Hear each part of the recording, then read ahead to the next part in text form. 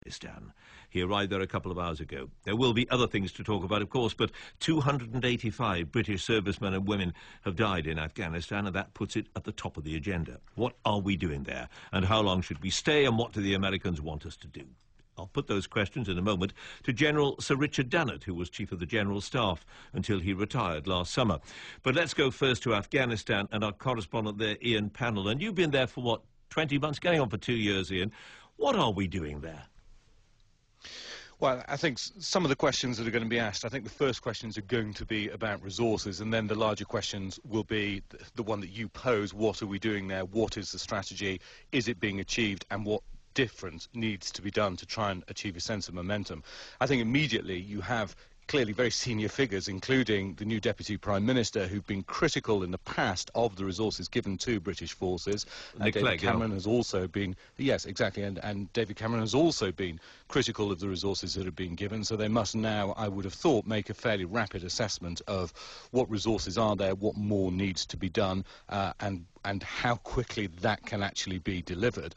I think for the troops on the ground, they'll also be looking at the question of money for frontline services. They receive a small amount of money in addition to their regular payment. It is a running sore within the armed services, certainly frontline troops, that it's not enough that their work is not recognised. So I think those are immediate tasks that people would be looking at. But the larger question that you pose about strategy, I think, you know, in essence, the challenge remains the same ever since I've been here, which is how to give widespread momentum to a military campaign that has really reached a stalemate with the Taliban. Now, that doesn't mean that there hasn't been progress in places, for example, like Garmsir and Nadi Ali. There have been significant changes there, but there are others, and Sangin is the obvious area that comes to mind, which is still suffering significant British loss there, where the momentum hasn't changed. I can tell you privately, at least, very senior military figures are talking about the idea possibly that the British would need to hand it over to the Americans, the idea perhaps of a temporary withdrawal and a reinsertion of troops at some later stage. But clearly it is enormously totemic for British forces in terms of the blood and the treasure that has been expended there. And I think those are the key questions. How do you create momentum? What do you do that's different? And I think the US military in particular, General Stanley McChrystal, have rather different views about what the British may need to do in the coming months. And now we've got Major General Nick Carter, the man who commands the NATO forces in the south, talking about a new offensive to steal the ground, as I think he put it, beneath the Taliban in Kandahar, driving them out of Kandahar. Yes, and in many ways, what is likely to take place in Kandahar is even more important than the offensives that we saw in Marja and Nadi Ali by British and American forces last year. I mean, Kandahar is, of course, the strategic heartland for the Taliban. It's where the Taliban movement originated.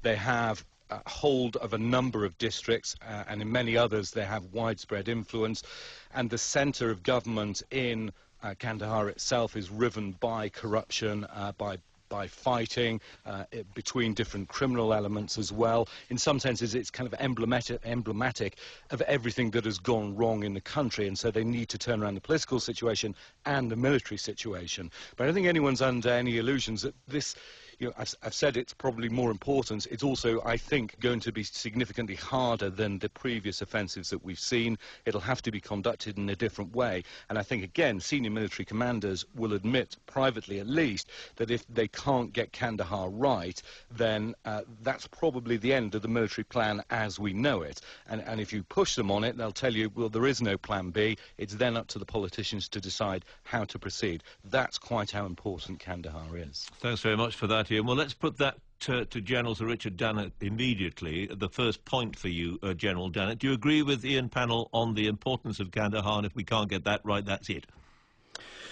Well, John, good morning. Good morning. Yes, I completely agree. Kandahar is absolutely critical, and if one analyses all that people have been saying over the last 2 or 3 years, I think we've always recognised that Kandahar was critical.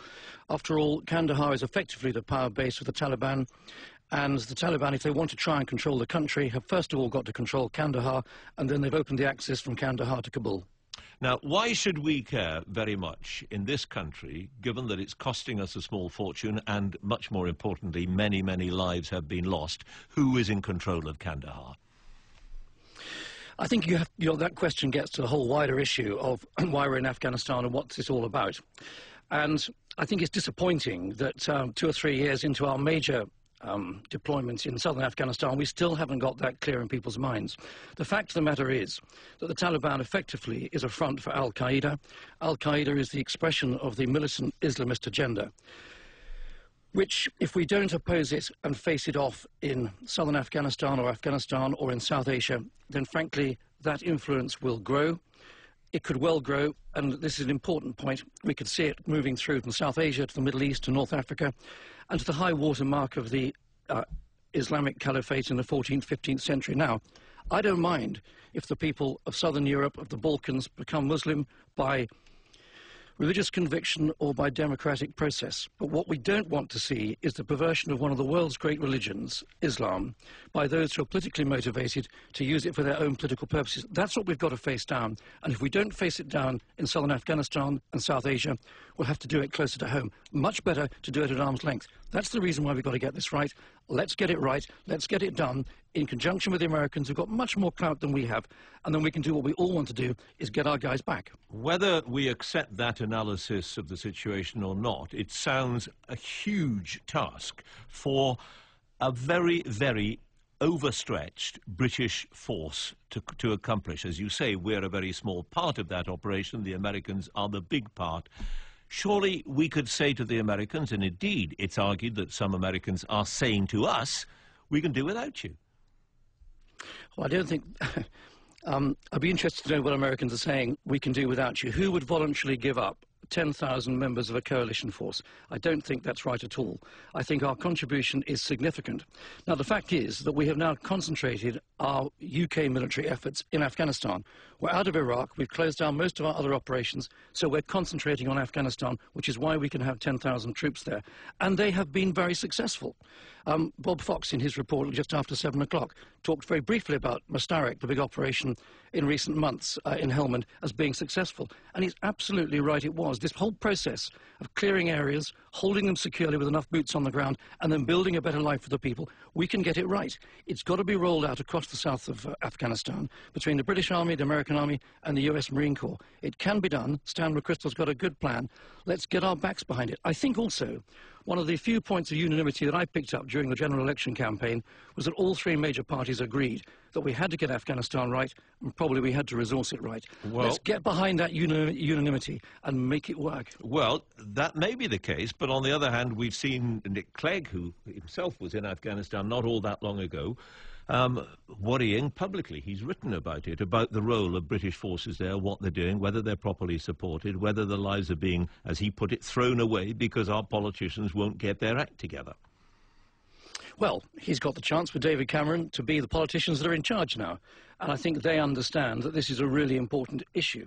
And it's no surprise at all, I think, that William Hague has gone to the United States this morning, and top of the agenda is Afghanistan. I mean, it's absolutely right that our government, the United States government, talks about these things, and we're all absolutely clear that A, this is important, B, it's got to be done well, and let's get on with it as quickly as we can, remembering that, of course, on the military side, the big key is to build up the Afghan National Security Forces so they can progressively take over security of their own country. After all, it is their country, not ours. We don't want to be there a moment longer than we have to be there. But you know the argument as well as anybody else. Push them out of one bit of Afghanistan, they'll go to another. Push them out of Afghanistan, they'll go to Pakistan. Push them out of Pakistan, they'll go to Yemen. They will always be somewhere. They will always, if they choose, threaten us, be able to threaten us. Well, that's a very negative assessment. I think well, it may be negative, but the question is whether it's realistic. Well, let me respond to that. I think as far as Afghanistan and Pakistan is concerned, there are an increasing number of security forces in Afghanistan that can progressively and in a much better way hold the areas that we've cleared. The Pakistanis on the other side of the Durand line now understand that the existential threat to them is not from their traditional foe, India, but from the enemy within, the Islamist threat themselves. All right. And we've got to face it down where we can find it. In terms of the practicalities, we are going to have to save a great deal of money, cut an awful lot of costs in this country. As we know, the armed forces are not ring-fenced in the way that the NHS is. The cuts, when they come, are going to have to come from boots on the ground, aren't they? No, I think you're absolutely jumping to a very fast conclusion too rapidly. We've got to, very briefly, look at the character and nature of future conflict and decide what the threats to this country are. We've got to be quite clear about what our national ambition is. Then we can decide the capabilities and equipment programmes that our armed forces need. Bob Fox, in his reports, dismissed the ability to take savings out of the equipment programme. I don't agree with that at all. I think by anyone's recognition we've got too many tanks, too much heavy artillery, too many fast jets. The Navy needs to look very closely at what it needs to be. And I think particularly as far as fast jets are concerned, a number of contracts need to be looked at, one of which is the air-to-air refuelling contract, which was a shameful one, very, very expensive 2 years ago. A new government has got a chance to look a number of contractors in the face and say, hang on, things have changed, we're going to do differently. We can make a lot of savings on the equipment programme and still do what we need to do, John. Maybe we've got to think really big and say, do we need the RAF? I wouldn't say that. I think that's, to be honest, with all due respect to you and those that propose that, that's facile. We need 3 separate armed forces that work superbly together on joint operations. General Sir Richard Dannett, many thanks. Thank you.